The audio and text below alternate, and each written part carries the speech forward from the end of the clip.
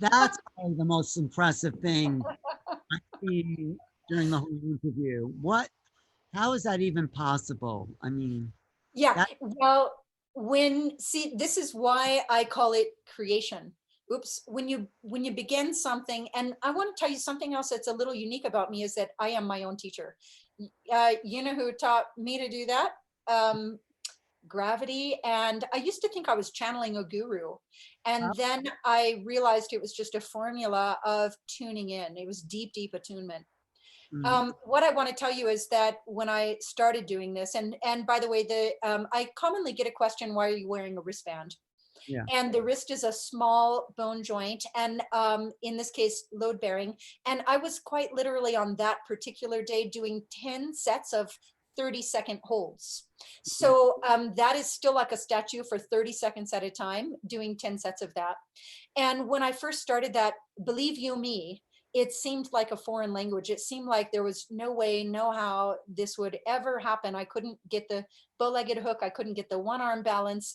But what I did is, again, what I talk about and teach is just send the command from the brain through the spine without the thought obstruction, and know that you're doing what you need to do to get to where you need to be, and you're gathering information and you're assimilating and processing the information in the form of okay, am I in the right position? And am I open where I need to be? And am I contracted in opposing forces where I need to be? Am I breathing? Am I concentrating? And now finally, what is the order of commands that needs to transpire in order for this to come together? Yeah. Because if I either am missing some commands in my mind, or I'm including extraneous information that I don't need, or I have those commands in the wrong order, then things are going to be a little off. And when you don't yet have mastery of a posture, I feel that it's because you still have some questions about it. So it's really a journey to discover what questions do I still have that are unanswered. Well, did And sometimes the answer comes, or sometimes the question disappeared, and then you have the posture. you do that with both hands, or is one hand stronger than the other? Oh, yes, yes, both hands. Yeah, You do both it with hands. both hands, but not Yeah. at the same. No. Well, yes, certainly you can do them at the same time. Oops, didn't mean to go to the same posture. Hang on one second. So that's. Did you to create that posture? Did you see that anywhere? You just. No, it is a posture that already exists, but to my knowledge, there were only maybe 2 or 3 people in America that could do it. Let's That's see, I'm just, here we it's are. actually beautiful as well as just impossible. Yeah, now let me show you, can I just flip through just some fun things? Please, because I think people do. Can you make that bigger? Yeah. I just think it's So great, because it's like you're creating with the body in a way I've never seen anyone do before.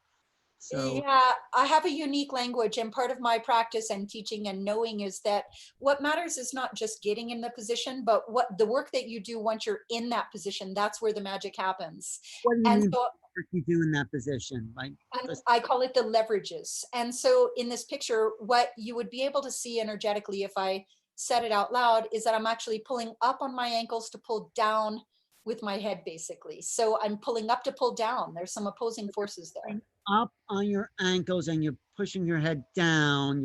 Yeah, there's like a, see if you can kind of get the feeling of like this.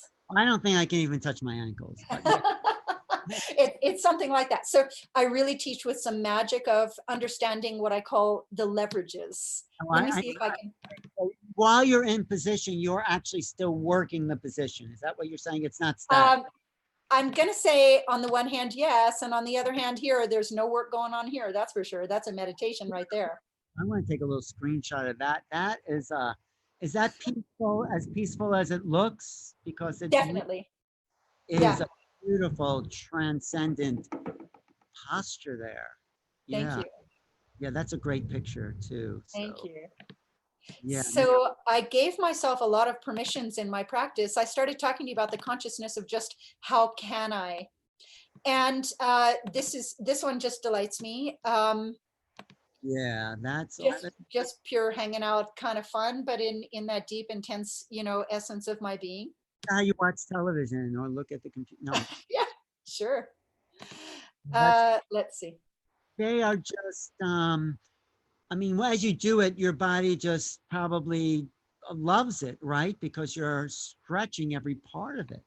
My body, my heart, my mind, my spine, my soul, every aspect of my being on all of the levels that I live, love it deeply and completely. I call it like greatest pleasure and deepest joy.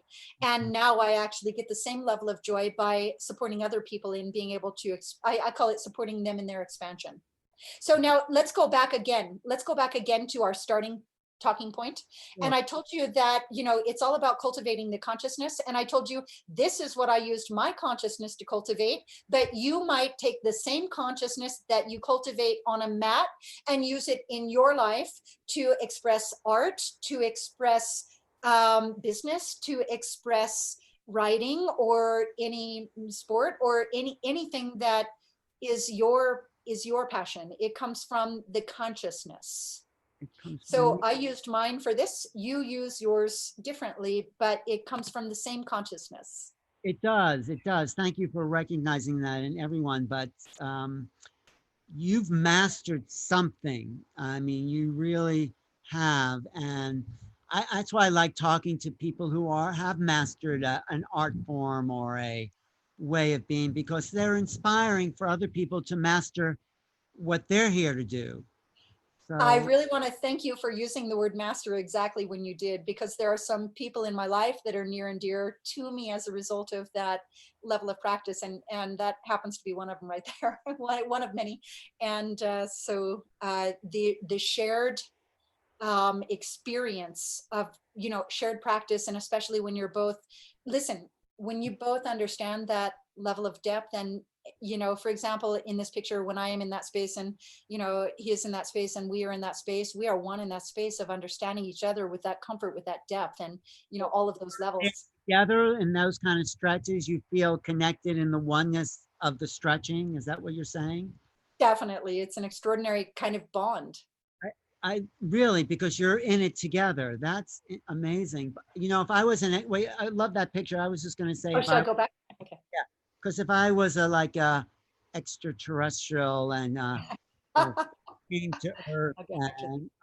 and saw people in those poses, I would have a whole different understanding of what Earthlings were about. If I just came and saw people like that, I would have a, yeah, totally different experience of humans.